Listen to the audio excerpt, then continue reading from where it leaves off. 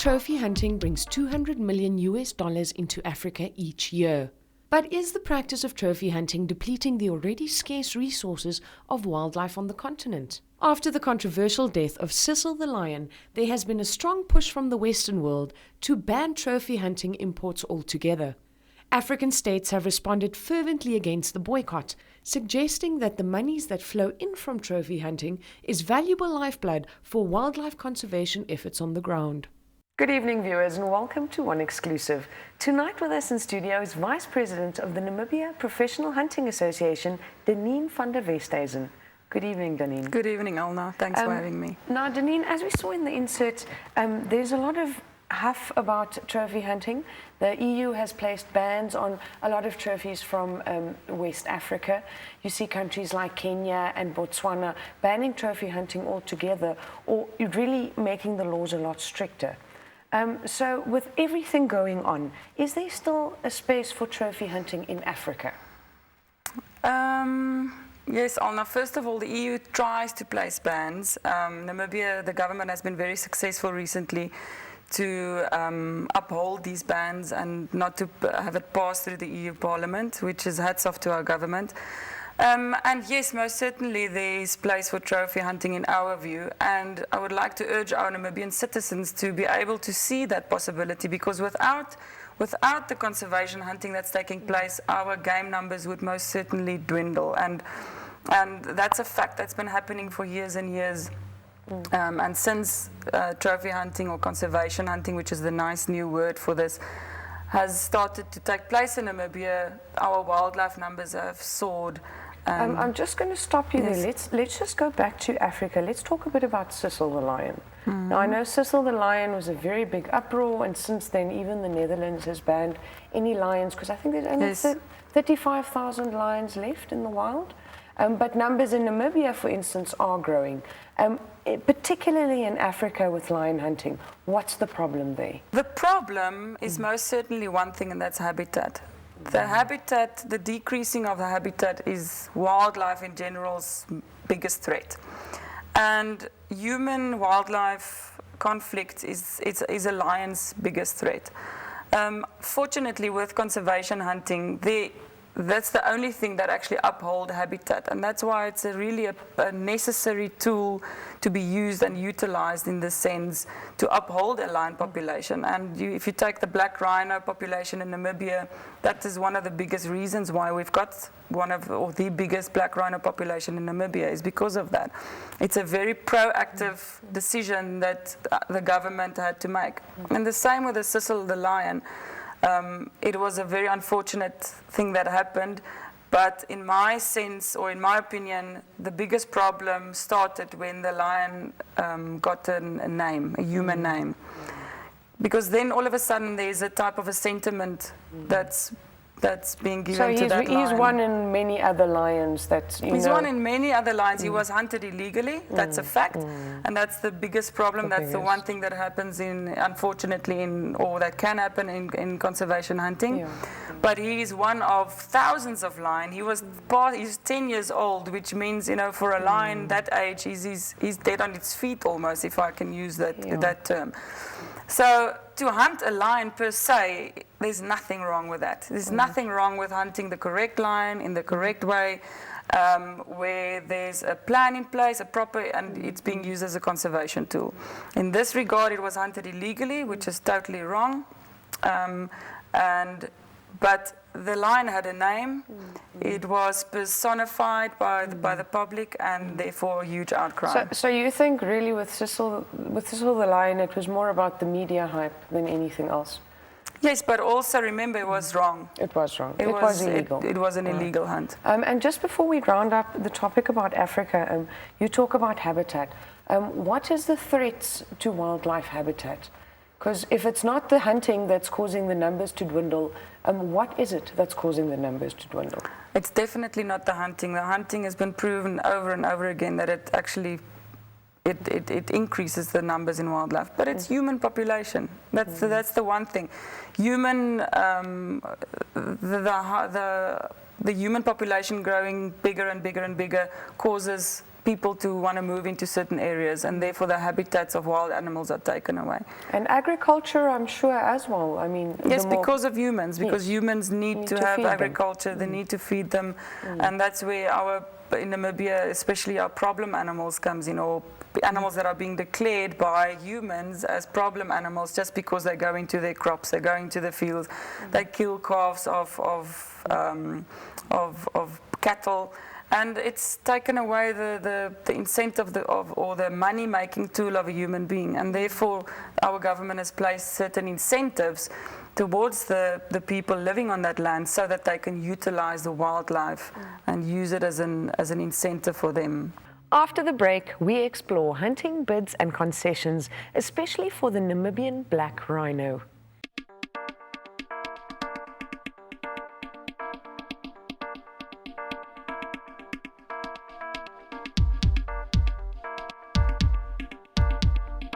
Three days ago, the Namibian government advertised a bid for the hunt of 3 black rhinos, despite public outcry from across the world. The black rhino is highly endangered, but its numbers are growing in Namibia. According to the Ministry of Environment and Tourism, conservancies have managed to prevent the poaching of elephants and black rhinos in the region, all thanks to funds generated through trophy hunting to pay game guards. Now, Danine, tell us what makes the black rhino the exception to trophy hunting in Namibia? All black rhino in Namibia is state-owned, so it's a government-owned property, all the black rhino in Namibia. Even if it walks on privately owned land, because the government has initiated the black rhino custodianship program, where there's a lot of black rhino that's set loose on privately owned land, because Namibia doesn't have enough land to host black rhino. We've got a huge rhino population, the biggest in the world.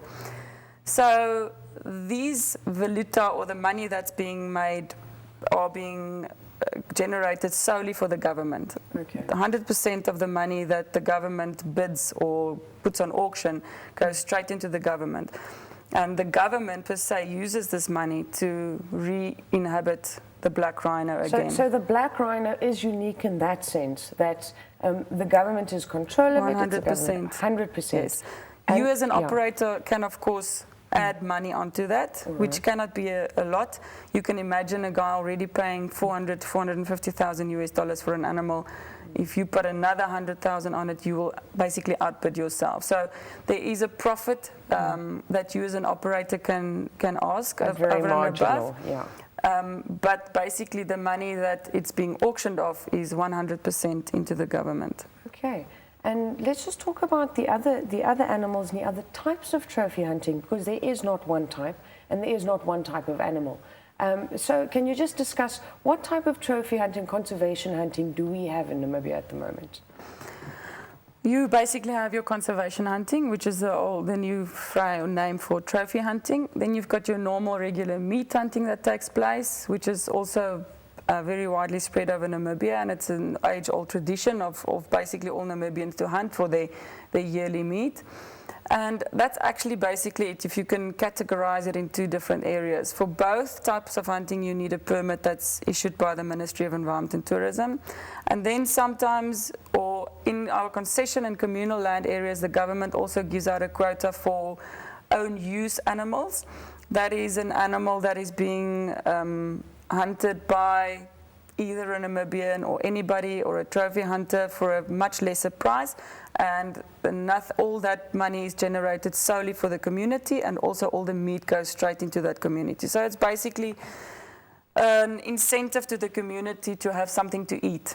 They call it an own use animal, and most of these animals are being harvested during festivals and happenings in that area that's specific to that area. And what about biltong hunting? I know we've got biltong hunting. Yes, the meat hunting. It's a specific time frame that's being put to that, from the 1st of May to end of August, although the government needs to announce it every year.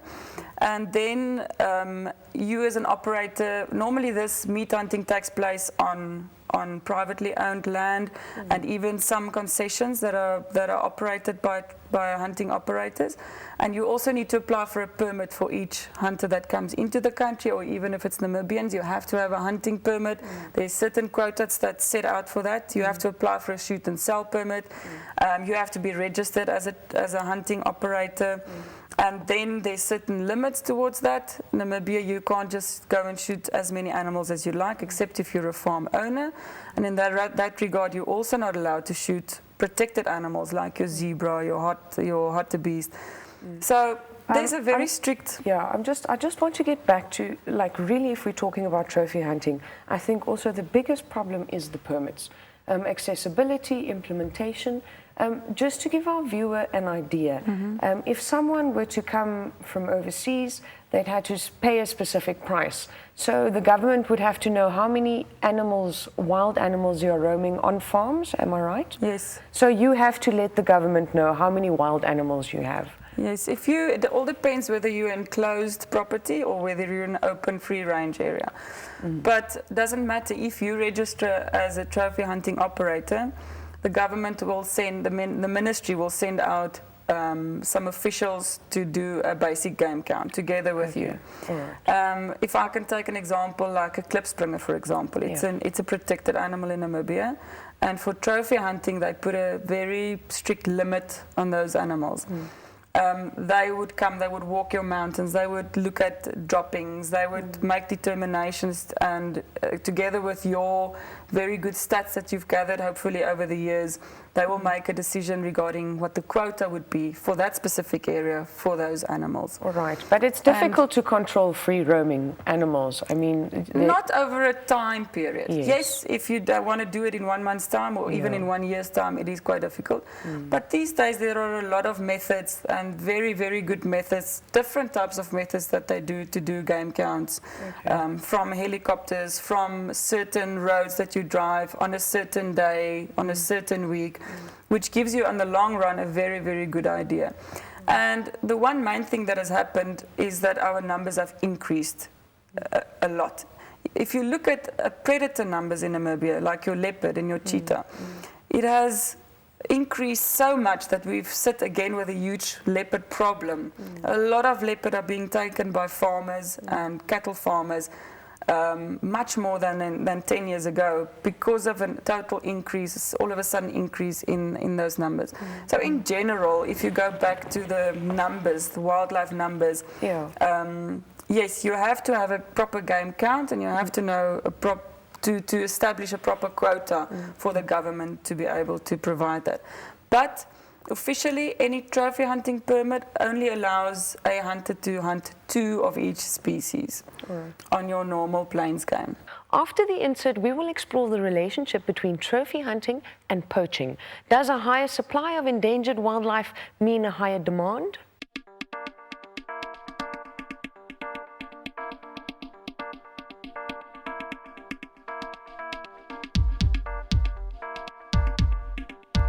Trophy hunting is a lucrative industry, and hunters argue that it does not only benefit the economy, but the environment as well.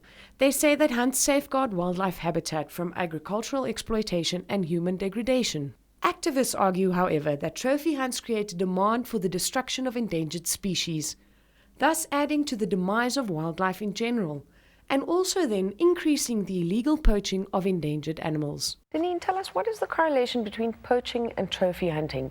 Surely if we make more animals available for hunting, the demand for those animals will go up as well. I wouldn't say there's a demand in wildlife as such for trophy hunters. There is a demand in wildlife for poachers, yes. For trophy hunters, there's a specific animal that you hunt. So in other words, you hunt a post-productive animal. And again, this is supposed to be controlled by you as an operator or you as a PH, a professional hunter, hunting guide, or a master hunting guide in Namibia, as they have it. And it's very important for you as the PH to decide which animal to be hunted. And that's where the crux of it all comes in. Unfortunately, there's a lot of systems in place where there's a system and a record book where there are certain sizes that wants to be hunted. Now, normally, if you look at an average animal, it's at its ultimate, or at its prime, when it matures and when it becomes post-productive. And this is very important, again, for you as a PH to determine which animal is post-productive, it's past its prime, and that's the trophy animal that you want to take. So if I can sum it up... So not an animal that can have, not a lion that could have more cubs. for instance. Is Yes. that what you mean by post-productive? Post-productive. All right. That's a mature animal. It's an animal that's already led its life, and it's a good representative trophy. In other words, it represents that species in its ultimate form.